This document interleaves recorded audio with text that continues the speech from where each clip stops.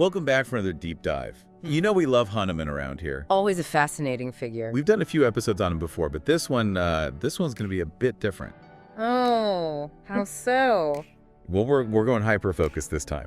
We're going to look at just one verse, Chaupal 4, of the Hanuman CHALISA. Just one verse. Yeah, to try to understand what it says about Hanuman's significance, in Hindu tradition.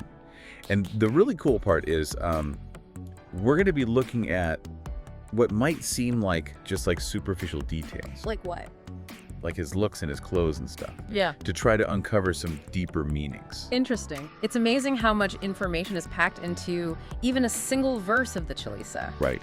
It's not just praising Hanuman. It's like the author is painting this really vivid picture of him, Right. describing his appearance, what he wears, even what people offer him. I know. Like those specifics are clues or something. Right. Leading us to a richer understanding of his character, Yeah. And his role in Hindu belief. Exactly. Okay, so speaking of specifics, the verse describes Hanuman as having like a golden body, curly hair, and he's even wearing earrings.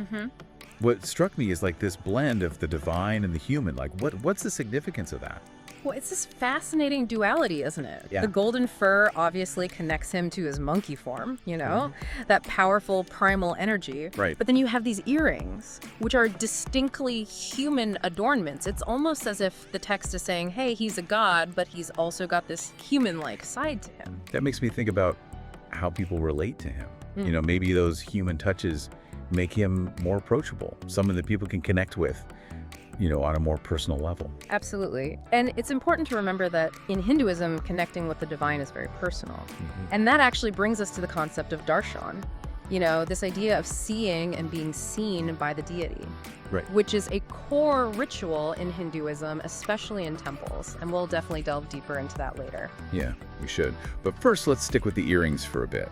You mentioned that they're distinctly human.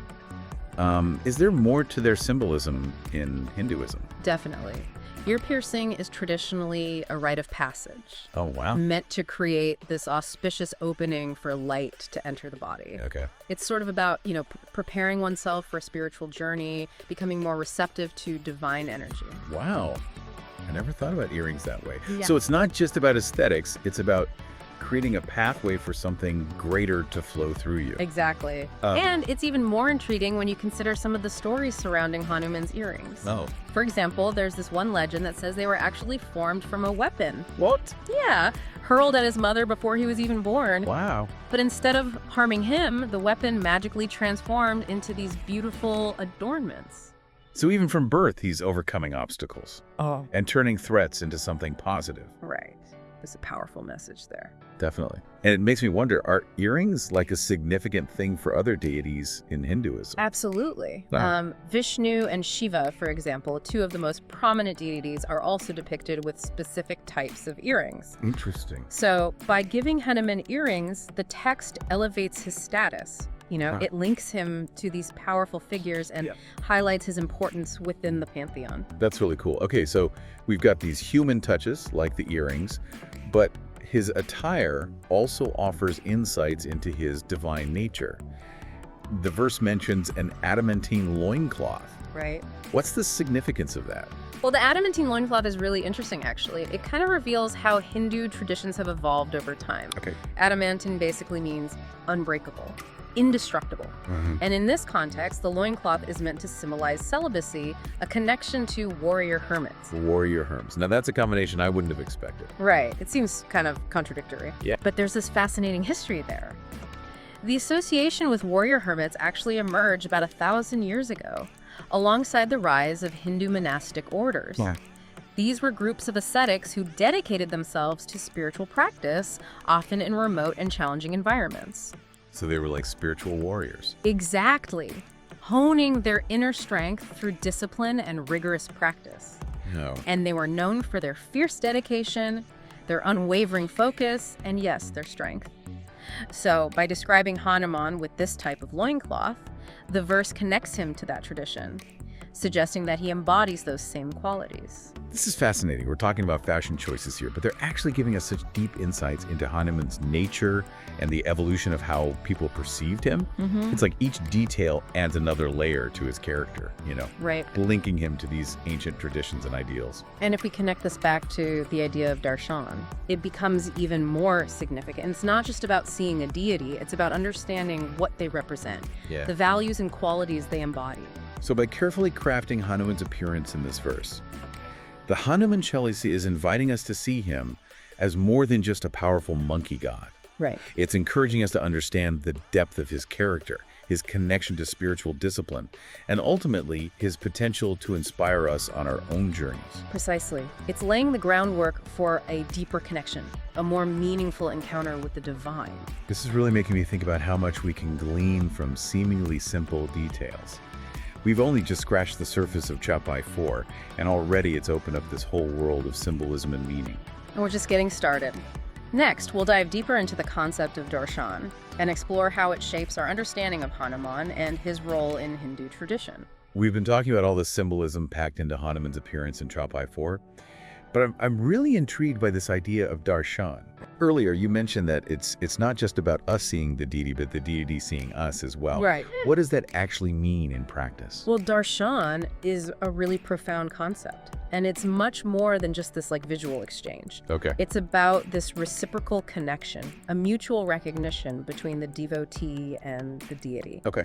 So imagine you're standing before Hanuman, right, offering your prayers and respects. You're seeing him in all his glory, acknowledging his divine presence. So it's like we're actively engaging with the deity, not just passively observing them. Exactly. And here's the crucial part. Hanuman is also seeing you. He's acknowledging your presence, your devotion, and responding to you on a spiritual level. It's like this silent conversation, a meeting of hearts and minds where both parties are actively participating. That's such a powerful way to think about it. It's not just about us projecting our hopes and desires onto the deity. Yeah. It's about opening ourselves to receive their blessings, their guidance, their energy. Precisely. It's a two-way street. We come to Hanuman with our needs, our aspirations, our struggles, and we offer him our devotion, our respect, our love. And in return, he offers us his grace, his strength, his protection.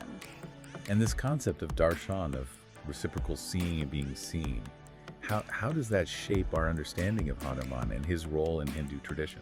Well, it really emphasizes the personal connection devotees have with Hanuman. Unlike some deities who are seen as more distant or abstract, Hanuman is often perceived as approachable, compassionate, someone who understands the human condition. That makes me think about all the stories we hear about Hanuman. He's brave and powerful, yes, but he's also playful, mischievous, even relatable in his imperfections. It's like he's one of us, but with this incredible divine power at his disposal. You hit the nail on the head. Those stories, those depictions of Hanuman, are all part of creating that intimate connection with devotees. When we see him as someone who has faced challenges, who has stumbled and risen again, it gives us hope that we too can overcome our own obstacles. And that brings us back to those offerings of hot foods. The sesame oil, mustard oil, black gram seeds. Right. Those things that are traditionally associated with building strength and energy. It's almost like people are trying to absorb some of his power, his vitality, through those offerings. It's a beautiful way to think about it. Those offerings aren't just symbolic gifts. They represent our desire to connect with Hanuman's strength, his unwavering determination. We offer him these things that are believed to enhance physical prowess, not just for him, but for ourselves as well. It's like we're saying, Hanuman, you embody strength. Help us tap into that same power within ourselves. It's amazing how even the smallest details, like those specific offerings, can reveal so much about the human desire to connect with the divine and seek guidance on our own journeys. Absolutely. It shows how deeply intertwined our physical and spiritual selves are. We come to Hanuman seeking not just spiritual enlightenment, but also practical help in navigating the challenges of everyday life. And that ties into the concept of Hanuman as a warrior, a protector, someone who can help us fight our own battles, both internal and external. Exactly. It's not just about seeking strength for ourselves, it's about seeking the courage and resilience to face whatever life throws our way. And Hanuman, with his unwavering devotion to Rama and his incredible feats of strength, becomes the ultimate symbol of that unwavering spirit. It's making me think about that moment of darshan. of seeing and being seen by Hanuman. Is it possible that within that exchange, something transformative happens, not just to us as individuals, but to our understanding of our place in the world, our connection to something greater than ourselves? It's a profound thought, and I believe there's a deep truth to it.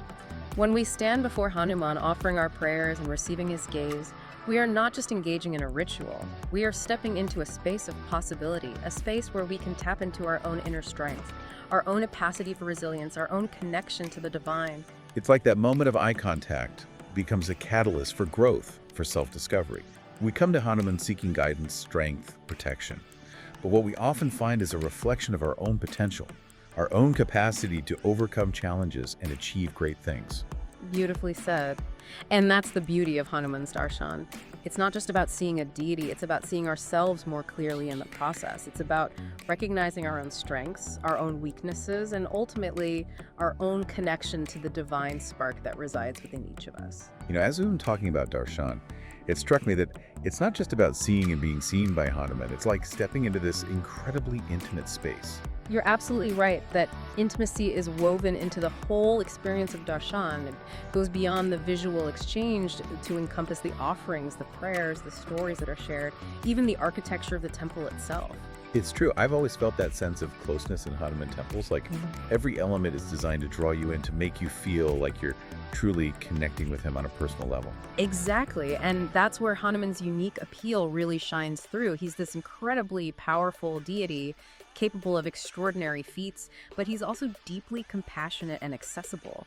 He doesn't feel distant or aloof like some deities can. He feels more like someone who understands our struggles, our human frailties. After all, he's faced his own share of challenges and obstacles. He's been there and overcome them. And that's why people feel so drawn to him. He embodies this incredible strength and resilience, but he also represents hope and the possibility of overcoming adversity. And let's not forget the stories about him. They're filled with humor, adventure, and even a touch of mischief. He's not this stoic, unapproachable figure. He's relatable, engaging, someone we can laugh with and learn from. He's like that wise but fun uncle who always has a good story to tell and a helpful piece of advice to offer. I love that analogy and that sense of familiarity, that comfort we feel with Hanuman, that allows us to really open up to him. We can share our hopes and fears, our aspirations and doubts without feeling judged or intimidated. Exactly. It's like confiding in a trusted friend. And that vulnerability is a crucial part of Darshan. It creates a space where we can be our true selves, fully and authentically. And in that space of vulnerability, something magical happens. We connect with something greater than ourselves. We tap into a source of strength and inspiration that can guide us through life's challenges. It's like that moment of eye contact with Hanuman. That exchange of seeing and being seen sparks a transformation within us. We leave feeling renewed, empowered, and ready to face whatever comes our way. It's remarkable how much depth and meaning we've uncovered just by focusing on a single verse from the Hanuman CHALISA. I know, right? It started with a description of his appearance and has led us to this exploration of the human experience and our connection to the divine. And that's the power of a deep dive, isn't it? It's about uncovering those hidden connections, those unexpected layers of meaning that enrich our understanding of the world and ourselves. Absolutely. I feel like we've only just scratched the surface. There's so much more to learn and explore about Hanuman and the profound impact he had on the lives of millions. We encourage you to continue this journey of discovery on your own. Read the Hanuman CHALISA. Visit a Hanuman temple. Immerse yourself in the stories and traditions that surround him. You might be surprised at what you find. And who knows, you might even catch a glimpse of yourself reflected in those wise and compassionate eyes. Thank you for joining us on this deep dive into the world of Hanuman. We hope you've enjoyed the journey as much as we have. Until next time, keep seeking, keep exploring, and keep diving deep.